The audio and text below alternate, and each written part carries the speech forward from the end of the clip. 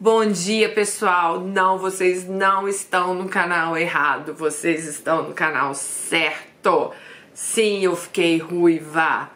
Já tinha um tempão que eu tinha vontade de escurecer meu cabelo novamente, que é a cor do meu cabelo, né? Só que meu cabelo é bem mais escuro que isso.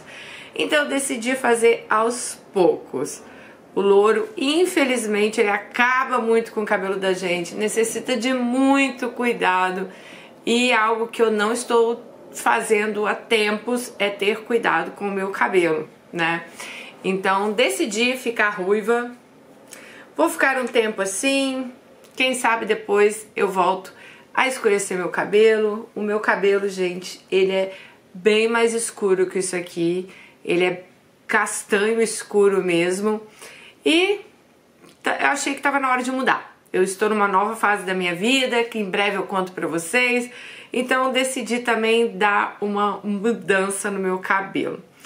Bom, tirando o assunto que é o meu cabelo, que eu sei que vocês vão comentar, Dani, gostei, não gostei, achava louro, gostei assim.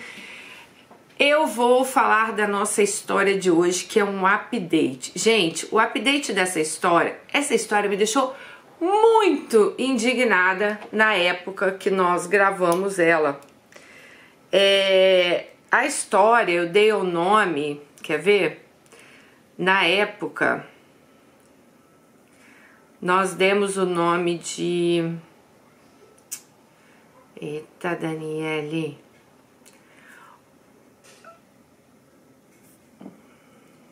Hoje vivo só e em paz. Foi esse o nome aí que a gente deu a essa história. Eu coloquei ela no canal com o nome Depois de 25 anos Conseguir Ter Paz. É uma história que saiu aqui no canal há um ano atrás. Gente, é uma história muito forte, porque a Alice ficou 25 anos casada com um cara que, tipo, humilhava ela todos os dias da vida dele. Gente, e na época que eu gravei essa história, eu fiquei muito revoltada. Porque essa mulher ficou 25 anos sem ter paz na vida dela. Vou contar alguns trechos da história dela aqui pra vocês. E vamos lá.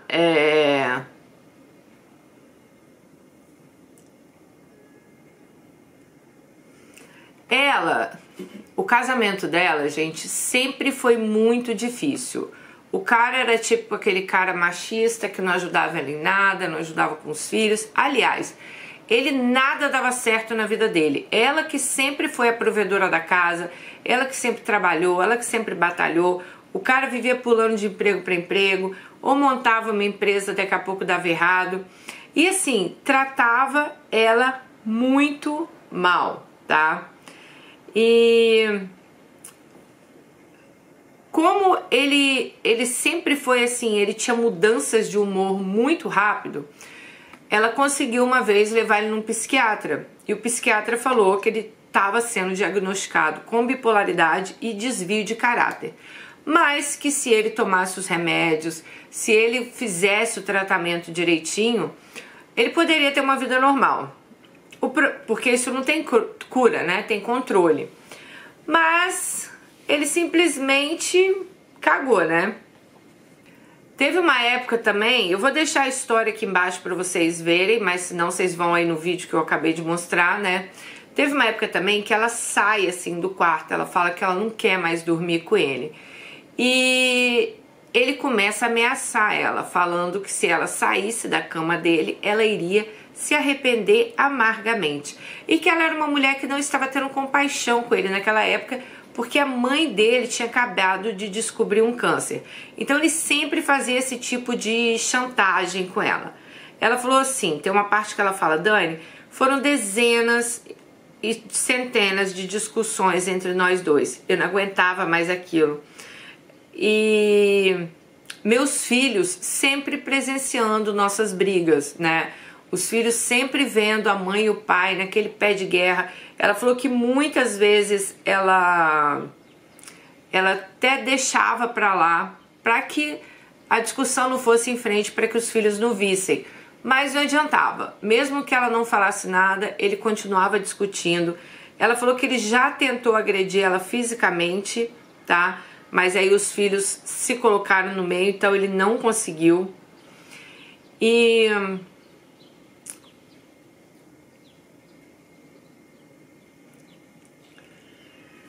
ela toma, depois de muitos anos, ela toma a decisão de se separar dele. Eles têm uma casa, gente, que ela comprou.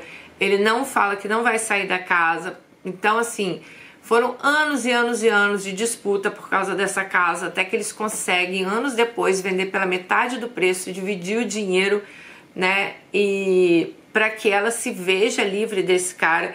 Ela até deixa a casa com ele e ela que sai de casa, porque ela já não aguentava mais viver do lado desse homem, tá? Então, assim, ela teve uma vida, foram 25 anos de sofrimento.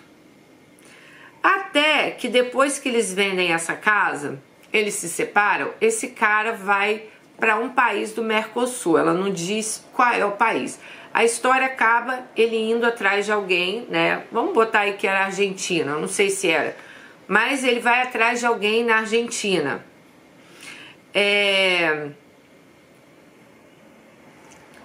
E a última notícia que ela tem dele, tá? É que ele estava morando na rua, porque a pessoa lá que ele foi atrás também não aguentou ele e botou ele para fora. Como ele não tinha dinheiro para voltar para casa, ele ficou morando na rua. Ele já não tem mais os pais dele, que já são falecidos. Os irmãos não querem nem saber dele, porque ele magoou muitos irmãos também, tá? E como que ela teve notícia? Uma pessoa lá da Argentina ligou para um afilhado deles para falar, olha, vem alguém aqui buscar esse senhor, né?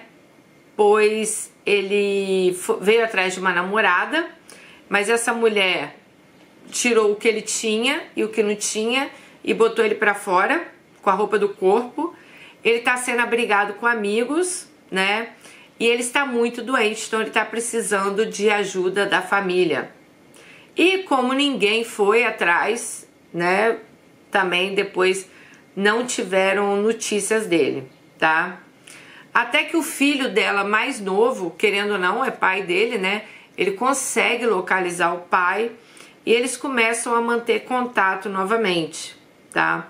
E o pai dá a entender que tem pouco tempo de vida. Ela hoje tem 66 anos, na época que ela mandou a história, né? Um ano atrás. Ela falou, consegui refazer a minha vida, me considero uma mulher feliz, tive alguns relacionamentos, tá? E, inclusive, ela falou que teve um relacionamento que foi aí que mostrou a ela que realmente as pessoas podem ser felizes, porque até então ela achava que não tinha como ela ser feliz. E ela é cantora, coralista, se dedica à música e preenche o tempo dela estudando, ensaiando e fazendo viagens. Então, ela teve esse relacionamento aí do inferno por 25 anos. Aí ela veio trazer um update da história. Lembra que o cara tinha ficado lá na, vamos botar, Argentina? Tinha sumido? Aí ela veio trazer um update da história dela. Ela diz, mas gente, assistam essa história, porque assim, eu acho que esse vídeo é até grande, se eu não me engano. Deixa eu até olhar, mas eu acho que é quase 1 hora de vídeo. A história dela foi grande, 1 hora de vídeo. E, nossa, é assim, como diz o Silvio, de cair o cu da bunda, sabe? Porque é só sofrimento, cara. Dá uma revolta na história dela, você fica muito revoltado. Bom, mas vamos lá ao update dela. Querida Dani, estou te mandando, né, um update da minha história, uma atualização. A história que ela enviou em fevereiro de 2022. Então, o que acontece? A última coisa que aconteceu foi o filho mais novo dela tendo contato com o pai, que estava lá, né? Vamos botar na Argentina. Então, ela botou assim: Dani, depois de 2 tentativas sem sucesso para que meus filhos fossem até a Argentina, né? Passou-se algum tempo e o ex-embuste lá fez contato com meu filho mais novo novamente. Ele disse que estava muito doente e que ele estava pronto para morrer. Então ele falou assim que ele estava pronto para morrer, que ele não tinha dinheiro sequer para pagar uma retroescavadeira para enterrá-lo quando isso acontecesse. Gente, às vezes a gente vê a pessoa sozinha, a gente não entende por quê, né? Mas se vocês verem a história dela, vocês vão entender porque esse homem ficou sozinho. Porque ele era muito ruim. Ele era ruim para todo mundo. Para ela, ele era ruim para os filhos. Ele deve ter impactado muito na vida dos filhos dele, né? Por tudo isso que ele fez ela passar. Bom, ele disse que havia conversado com as irmãs dele, que elas estariam se organizando para ir buscá-lo e que ele retornaria à nossa cidade. Na verdade, Dani, nem as irmãs dele queriam ele por perto. Então começaram a enviar algum dinheiro para que ele se mantivesse lá, longe de todo mundo. Mas o inferno recomeçou. Ele dizia que voltando, ele iria matar os filhos, pois eles não tinham dado atenção a ele, graças à mãe deles, que sou eu. Segundo ele, eu não passava de uma prostituta e que havia influenciado meus filhos contra ele. Numa dessas mensagens, meu filho perguntou a ele qual era a doença que ele tinha. Ele desconversou e não falou. Então meu filho pediu a ele que, se quisesse continuar trocando mensagens, que ele fosse mais educado, senão meu filho iria bloqueá-lo. Mas 6 meses se passaram. De vez em quando ele enviava uma mensagem ao meu filho mais novo, mas com conversas desconexas, que muitas vezes era impossível entender o que ele estava querendo dizer. Mas, como ele tinha problemas sérios com bebida alcoólica, pensávamos apenas que ele estava embriagado. No início de 2023, meu filho mais novo recebeu uma mensagem no WhatsApp enviado por uma pessoa que mora naquele país, o mesmo que já tinha feito contato antes com a gente. Nela, ele adicionou uma foto do pai dos meus filhos caído, todo sujo, aparentemente desacordado, e a explicação de que ele havia permanecido ali provavelmente toda a noite embaixo de chuva, que precisava urgentemente de alguém buscá-lo, pois a assistência à saúde naquele país era muito precária e eles não tinham como tratá-lo de uma forma particular, que decididamente em nosso país ele teria um tratamento mais adequado e que, se precisasse, ele mesmo o levariam até a nossa cidade, desde que a gente pagasse as despesas, né? Bom, no mesmo dia, meu outro filho, que mora na Europa, enviou a quantidade solicitada e no dia seguinte trouxeram ele de volta para o Brasil. Lá chegando, as irmãs dele o receberam e de imediato perceberam que o estado de saúde dele não era bom. Ele não lembrava das pessoas e falava muito nos pais que já eram falecidos. Só que ele falava dos pais como se os pais estivessem vivos. E ele também não conseguia ingerir alimentos, ele não conseguia comer. Levaram ele ao hospital municipal, porém lá nada fizeram de exames. Somente aplicaram soro e deram alta. O problema é que nenhuma das irmãs dele o queriam em casa. Uma delas chegou a dizer que se ela o recebesse em casa, ela poderia perder até a família dela. Então optaram em interná-lo numa clínica de recuperação para dependentes químicos.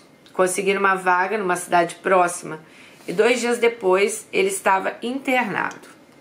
Um dia depois da internação, a clínica fez um contato novamente com a família, relatando que ele não era autossuficiente, que ele dependia de outras pessoas para tudo. Então se tornava necessário um cuidador ficar 24 horas com ele ao custo de R$300 por dia, mais fraldas e medicamento. A família, inclusive meus 3 filhos, se reuniram e fizeram lá, todo mundo se reuniu, pegaram o valor necessário para 1 mês então de internação, né? E pagaram para que alguém cuidasse dele durante esse 1 mês. Depois iam decidir para ver o que queriam fazer com ele. Bom, poucos dias depois ele piorou o estado de saúde. Ele foi internado num hospital, tentaram tratá-lo, porém não conseguiram sequer entubá-lo. E 10 dias depois dele ter retornado ao Brasil, ele faleceu. Até o momento, Dani, não temos uma resposta concreta o que causou o óbito dele. O médico cogitou até mesmo um carcinoma no aparelho digestivo.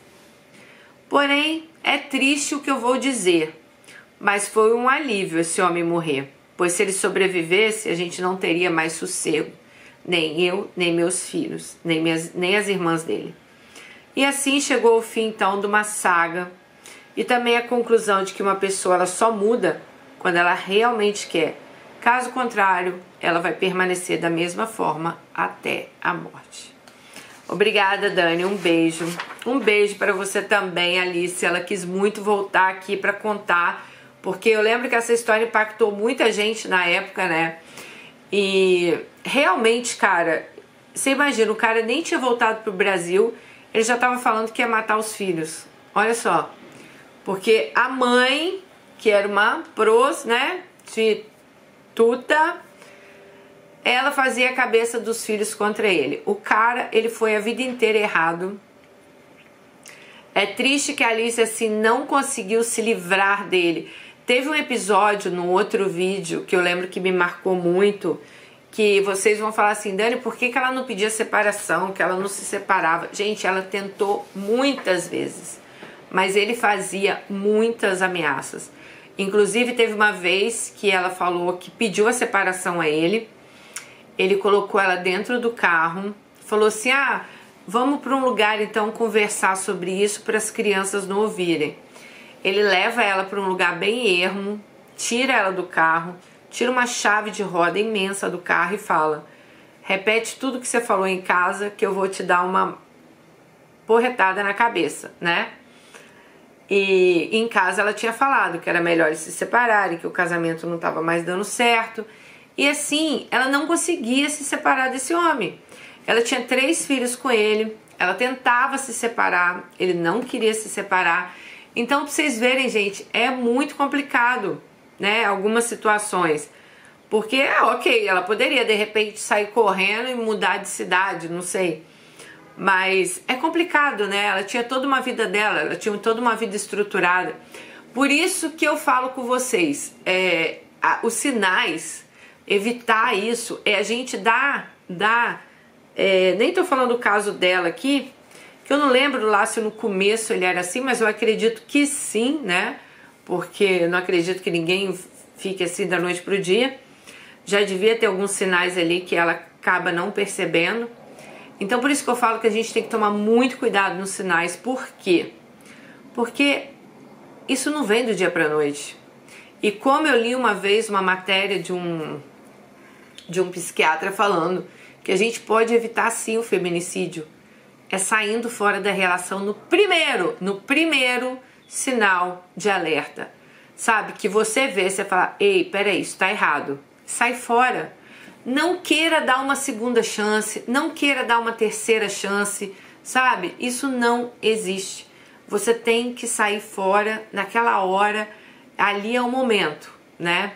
Viram alguma coisa ali, tá errado, peraí, esse comportamento não tá legal, tem que sair fora, tá bom? Beijo no coração de vocês e até o próximo vídeo. Tchau!